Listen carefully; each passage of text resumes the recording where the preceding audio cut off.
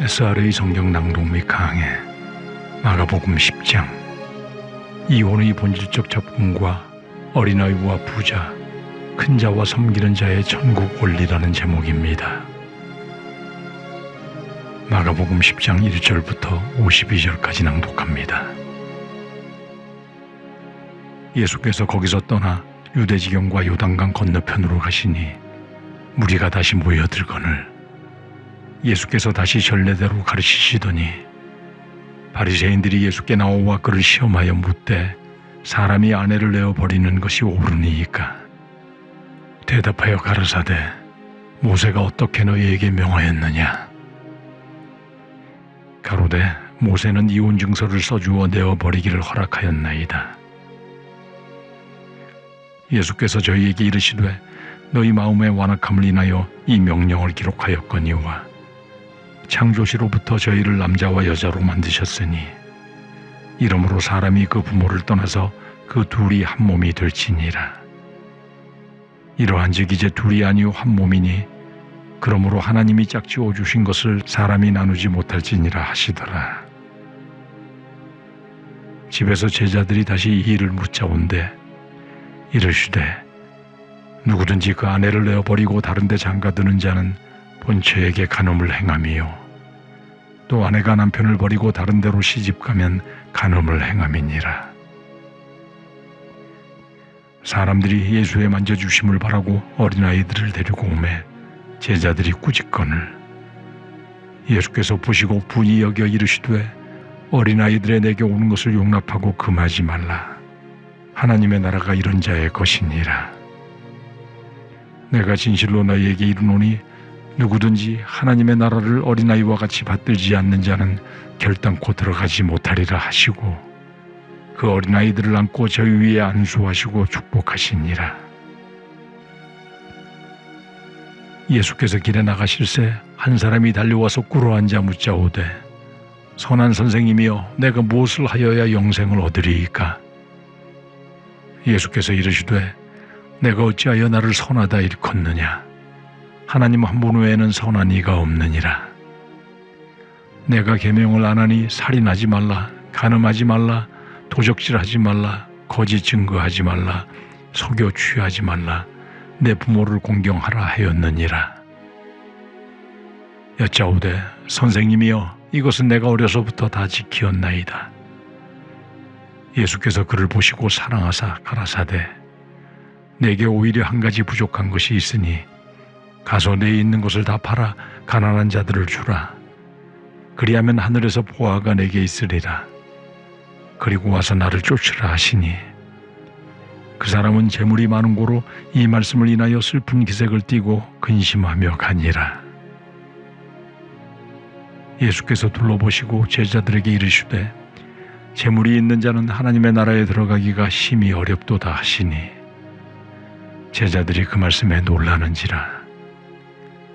예수께서 다시 대답하여 가라사대 얘들아 하나님의 나라에 들어가기가 어떻게 어려운지 약대가 바늘 끼로 나가는 것이 부자가 하나님의 나라에 들어가는 것보다 쉬우니라 하신대.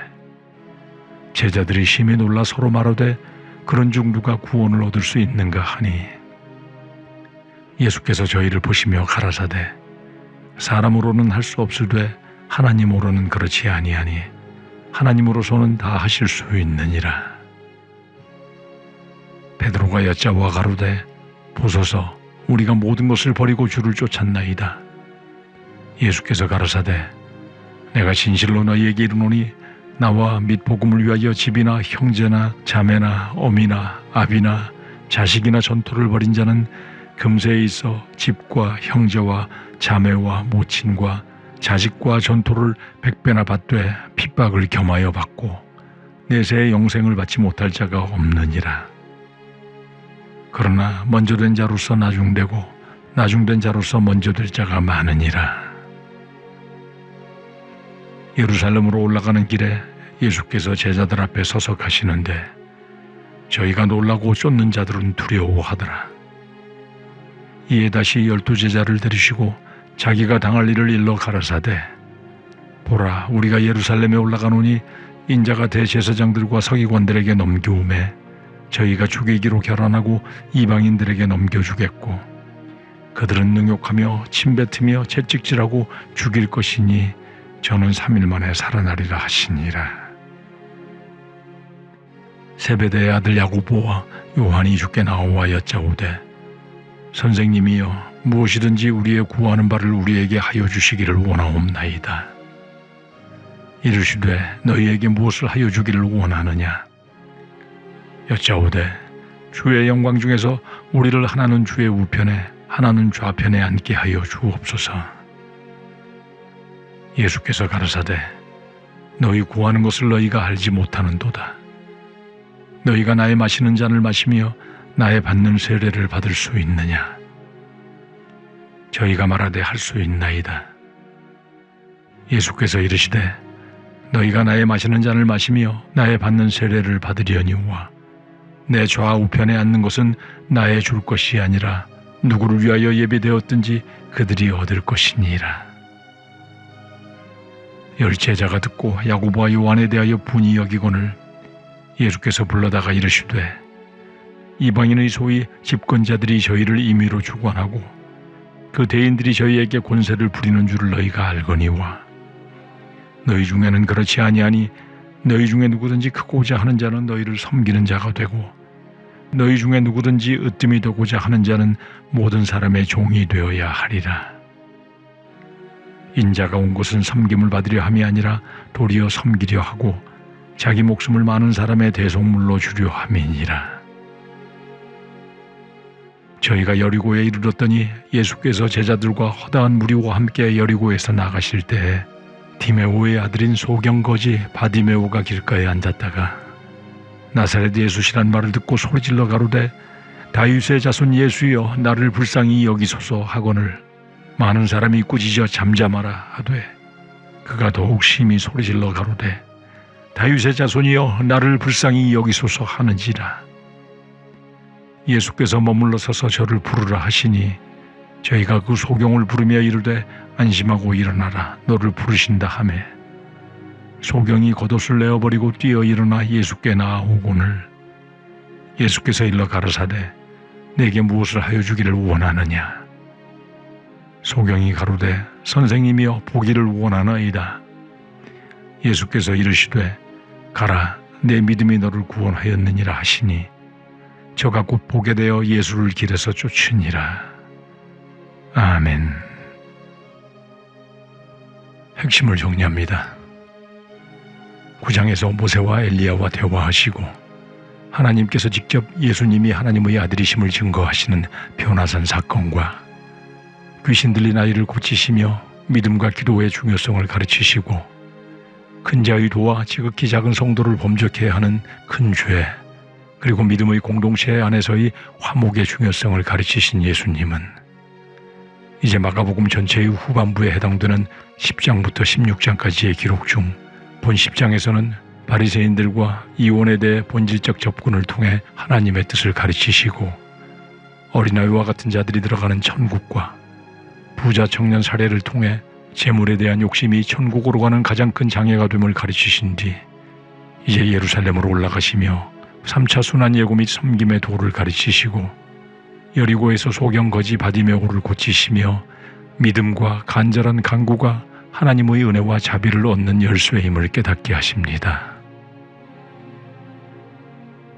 마가복음 전반부인 1장부터 9장까지는 예수님의 갈릴리 사역을 중심으로 하나님의 종으로서의 예수님의 사역과 신적 권능을 증거하는 데 초점을 맞추었다면 이제 후반부인 10장부터 16장은 순환받는 종으로서 예수님의 십자가 순환을 통한 인류 구속 사역의 성취를 증거하는 데 초점을 맞추고 있습니다.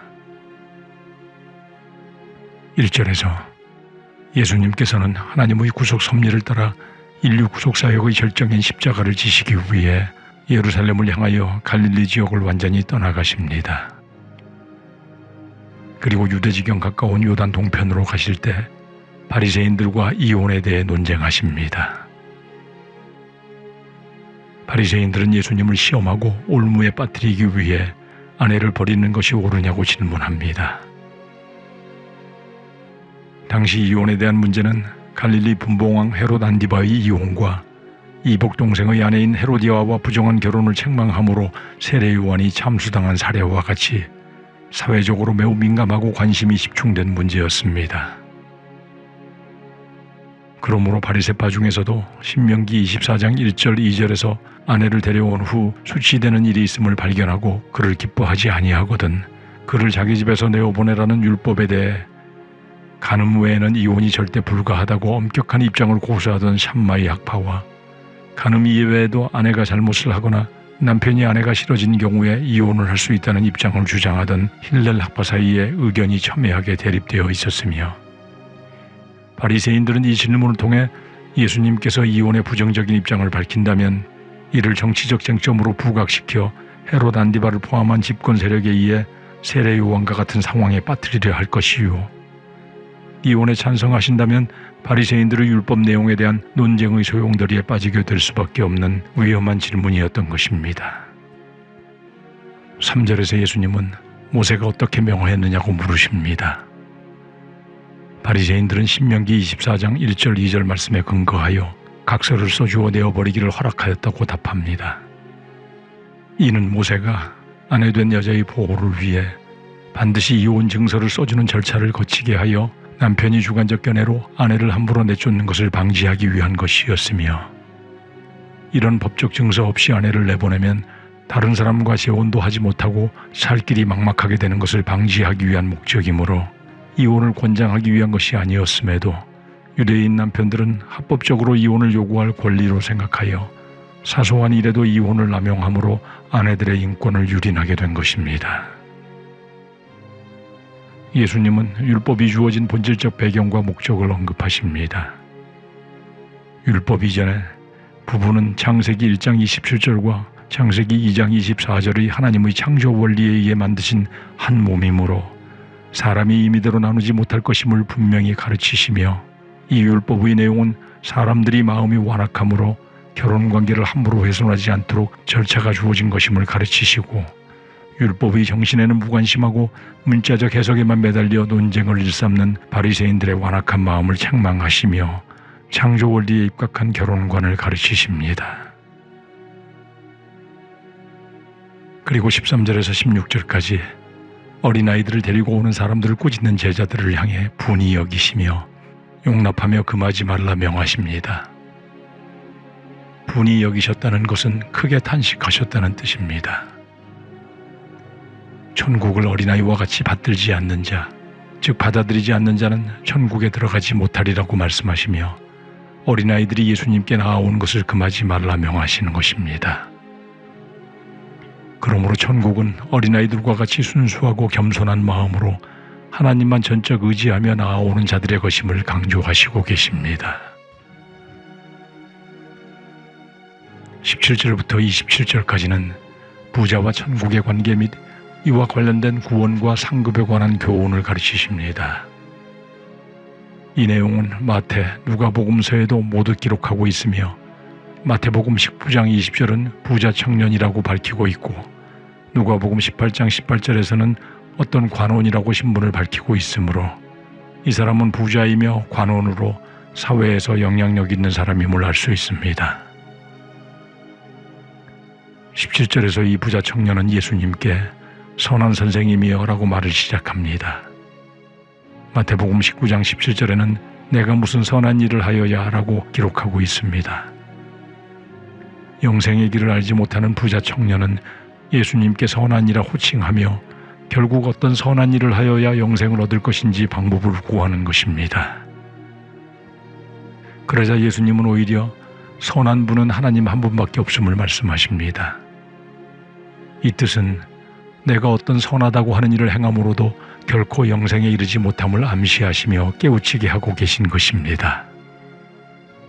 부자 청년의 선하다는 개념은 상대적인 인간의 윤리적 선의 개념이었지만 예수님은 하나님 한 분 외에는 선한 이가 없는 절대적 선의 개념을 말씀하시므로 상대적 의미의 선을 행하는 인간은 행위를 통해서는 결코 영생을 얻을 수 없음을 말씀하시고 계신 것입니다. 그리고 나아가 19절에서 이 청년이 좀 더 잘 깨달을 수 있도록 10계명 중 5번째부터 10번째 계명을 말씀하시며 지키라 하시니 청년은 어려서부터 다 지켰다고 자신 있게 답을 합니다.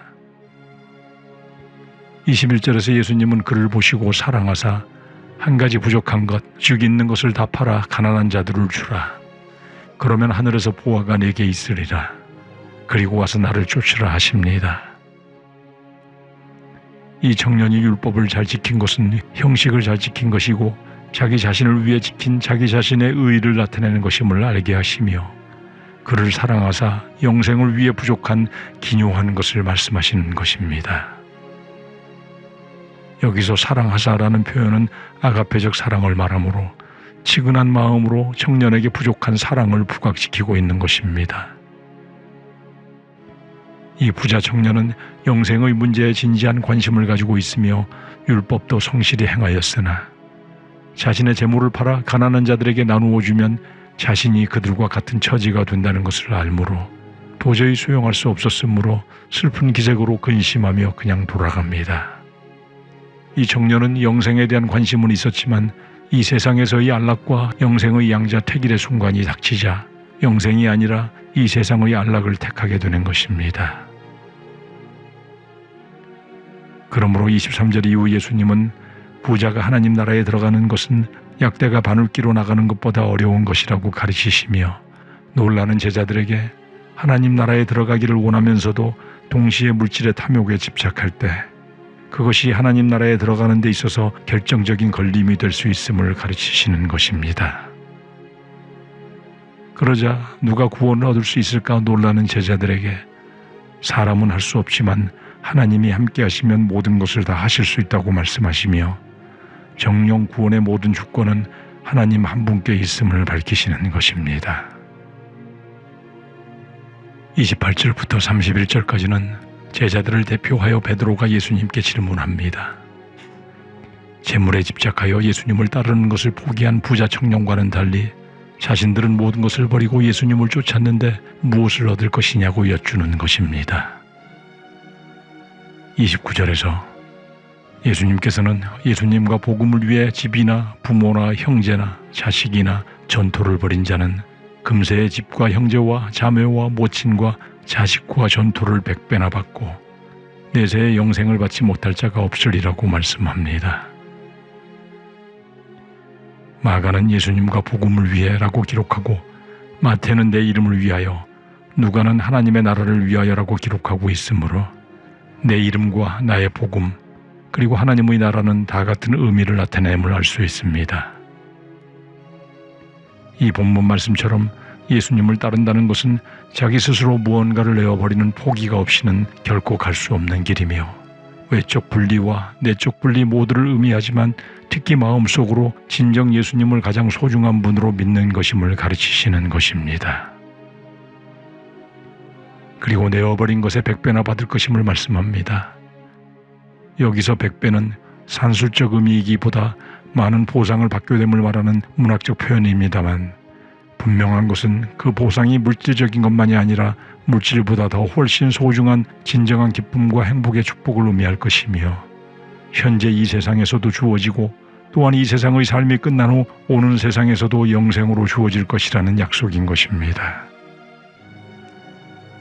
이 예수님의 약속은 예수님과 복음을 위해 자기의 소중한 것을 내어버린 자는 그 대가를 현재와 미래에 모두 받는다는 놀라운 역설적 원리를 말씀하시고 계신 것입니다.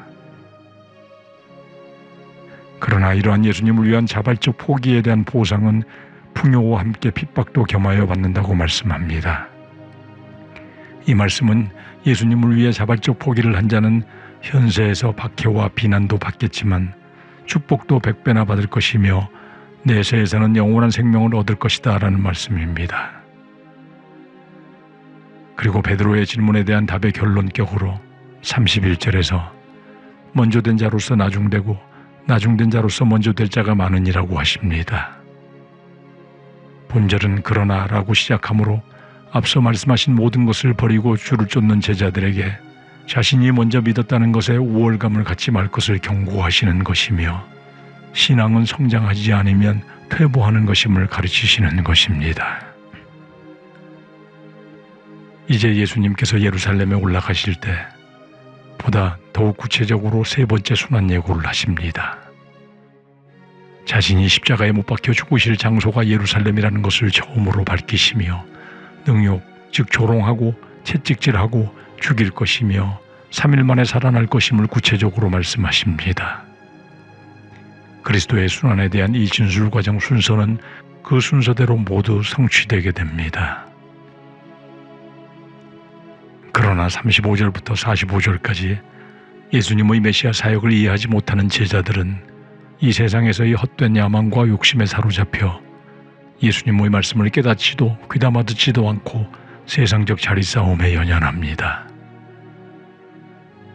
세베대의 아들 야고보와 요한이 예수님께 주의 영광의 보좌 좌우편에 앉기를 청탁하자 이를 알게 된 다른 제자들이 그들에게 분을 품은 내용이 기록되는 것입니다.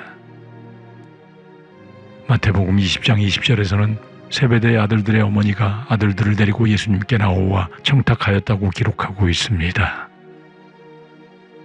이는 예수님과 함께하는 제자들조차 예수님이 고난의 메시아임을 깨닫지 못한 영적 무지를 나타내는 것이며 예수님과 2년이 넘도록 동행하였지만 얼마나 심각할 정도로 잘못된 메시아 나라의 환상에 사로잡혀 있었는지를 알 수 있는 것입니다. 38절에서 예수님께서 말씀하신 나의 마시는 잔이란 예수님의 고난과 죽음을 상징하며 나의 받는 세례란 시편 69편 1절 2절 말씀과 같이 비유적으로 사용될 때 어떤 사람이 극심하게 당하는 재난이나 고난을 의미합니다. 그리고 40절에서 예수님의 좌우편 자리는 역사의 주관자이자 최종 심판의 근원적 주체이신 성부 하나님께 있음을 명백히 밝히십니다. 그리고 나아가 예수님은 43절에서 제자들에게 누구든지 크고 으뜸이 되고자 한다면 다른 사람을 섬기고 종이 되어야 한다는 역설적 진리를 또다시 가르치십니다. 그리고 자신 역시 섬김을 받으려 오신 것이 아니라 도리어 섬기려 하고 자기 목숨을 많은 사람의 대속물로 주려는 데 있음을 분명히 하십니다. 그리고 46절에서 52절까지 예수님이 여리고를 지나가실 때 소경 거지 바디메오를 고치시는 내용을 기록하고 있습니다. 앞단락에서 말씀하신 것과 같이 예수님께서는 죽음을 향해 나아가시는 상황에서도 자신의 도움이 필요한 작은 한 영혼의 필요를 외면하지 않으시고 섬기는 모습을 몸소 실천해 보이시는 것입니다. 앞서 권력의 눈이 어두워진 영적 소경 상태의 제자들의 모습에 대비되며 예수님을 다윗의 후손 즉 메시아로 믿으며 주변 환경에 굴하지 않고 예수님께 도움을 구하는 바디메오는 그 믿음과 간절함으로 예수님의 은혜를 구하며 예수님께서 응답하시자 자신의 가장 큰 소유인 겉옷까지 내어버리고 예수님께 나아가는 것입니다. 그리고 예수님으로부터 가라 내 믿음이 너를 구원하였느니라고 축복을 받습니다. 믿음은 예수님을 통하여 하나님의 은혜와 자비를 얻어내는 열쇠와 같으며 그리스도의 치유 능력과 구원 능력을 유효하게 만드는 자격인 것입니다. 우리 모두는 성경을 피상적으로 하는 지식으로 율법과 사람들이 만드는 형식에 묶이는 자들이 아니라 하나님께서 우리에게 요구하시는 말씀의 본질적 배경과 목적을 깨달아 하나님의 참뜻에 순종할 수 있어야 할 것이며 물질과 이 세상적 권세에 대한 욕심은 천국과 멀어지게 하는 유혹의 올무이므로 예수님 앞에 모두 내려놓고 어린아이와 같이 순수하며 순종하는 마음과 눈먼 소경과 같은 믿음과 간절함으로 예수님께 나아가 약속하신 축복을 풍성하게 누리는 모두가 되어야 할 것입니다.